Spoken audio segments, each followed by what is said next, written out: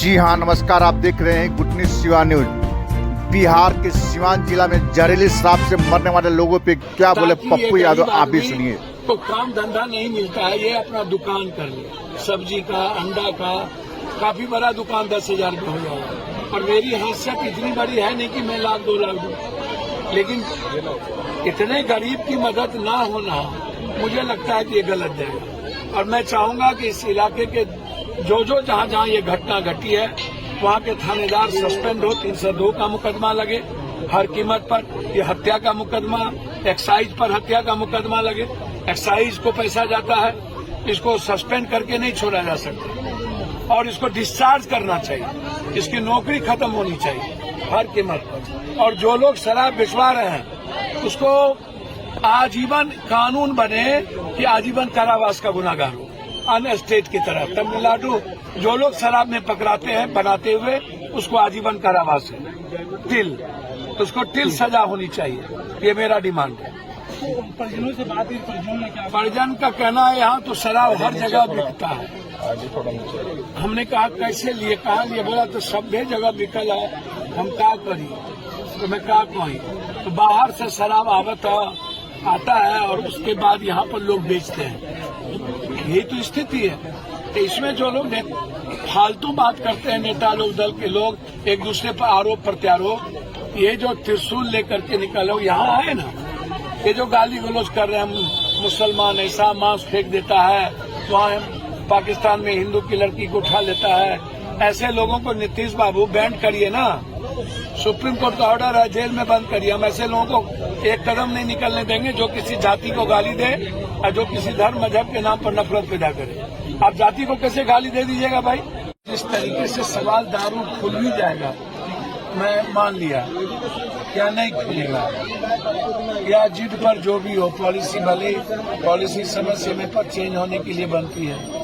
जब कोई पॉलिसी अक्सर सही तरीके से लागू नहीं होता तो फिर नई पॉलिसी आती है। सरकार को इतने लंबे समय से बिहार में 4 घाटे हैं।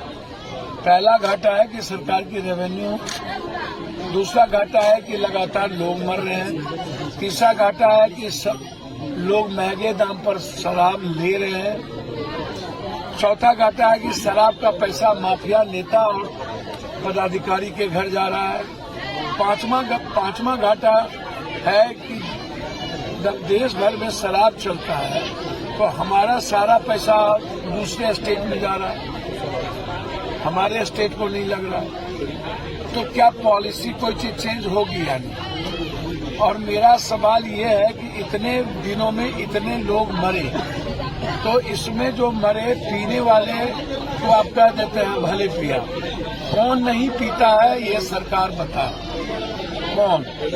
क्या सरकार के मंत्री, विपक्ष का एमएलए एमपी, विपक्ष क्या नहीं सब शराब पीते हैं? क्या आप जाकर के बाहर ताशकंद में, दुबई में, रसिया में, चाइना में, दिल्ली में, बम्बई में, अन्य जगहों जब जाते हैं तो क्या आप शराब नहीं पीते हैं? नेताओं ने तो प्रतिज्ञा लिया था शराब नहीं पीने का, कसम सभी लोगों ने खाया था।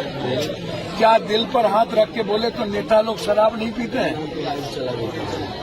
तो जब शराब पीते हैं तो ये गंदी राजनीति क्यों?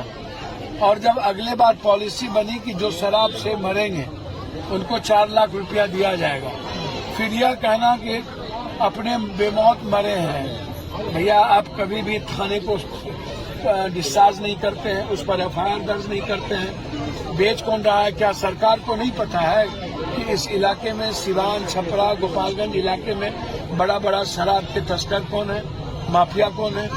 अन्य बातों की खबर रहती है और शराब की खबर नहीं रहती है। तो मेरा सरकार से बिल्कुल आग्रह है कि आप हर कीमत पर केरल और तमिलनाडु के तर्ज पर सरकार टैक्स को बढ़ा करके बड़े लेवल पर अब टैक्स बढ़ाइए ताकि सब शराब कोई खरीद ना सके। और किसी भी कीमत पर 30 साल 35 साल के नीचे के यूथ को आप दुकान पर शराब नहीं दीजिए किसी भी कीमत पर। और शराब कोशिश करिए कि शराब होटल में जो 5 स्टार, 3 स्टार, 4 स्टार होटल है और जिले में प्रखंड वाइज आप एक कर दीजिए। मेरा जो आग्रह है जो मैं देश को समझता हूँ, जब सभी जगह लीकर बन रहा है और सभी जगह लीकर चल रहा है, एक ही देश में आप अच्छा काम है ये, शराब नहीं पीना चाहिए।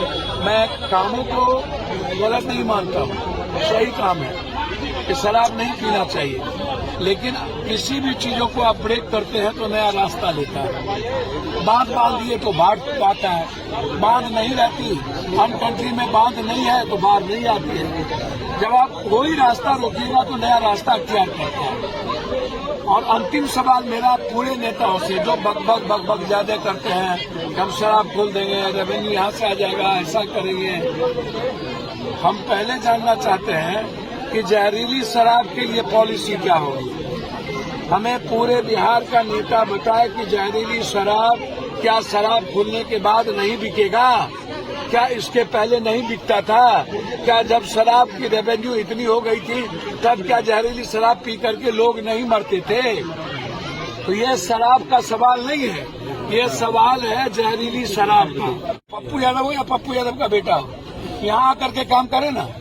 जो गाली गलौज देते हैं 51 आदमी लगभग बड़े हैं, 49 आदमी अभी तक नहीं। इससे बड़े ट्रेजरी का क्या हुई? इससे बड़ी घटना तो कुछ है नहीं। तो बिहार में जिस तरह शराब बंद है, अवैध शराब भी बंद होनी चाहिए। भैया मैं अवैध शराब की ही तो बात कर रहा हूँ। मरते दम तक बंद होनी चाहिए। सबसे पहले अवैध शराब ही बंद होनी चाहिए। और हम नीतीश जी से हाथ जोड़ के पैर पकड़ के कहते हैं, आपकी पॉलिसी गलत हो सकती है, आपके विचार गलत नहीं है, लेकिन पॉलिसी ठीक नहीं है। मैं हाथ जोड़ता हूँ नीतीश जी, प्लीज दारू जहरीली शराब को रोकिए। और सभी नेताओं से कहता हूँ कि राजनीति मत करिए। और नीतीश जी एक आग्रह है, तमिलनाडु के तट पर इस कानून को सबसे पहले लाइए। जो शराब बेचते हैं उसको किसी कीमत पर आजीवन कारावास हो।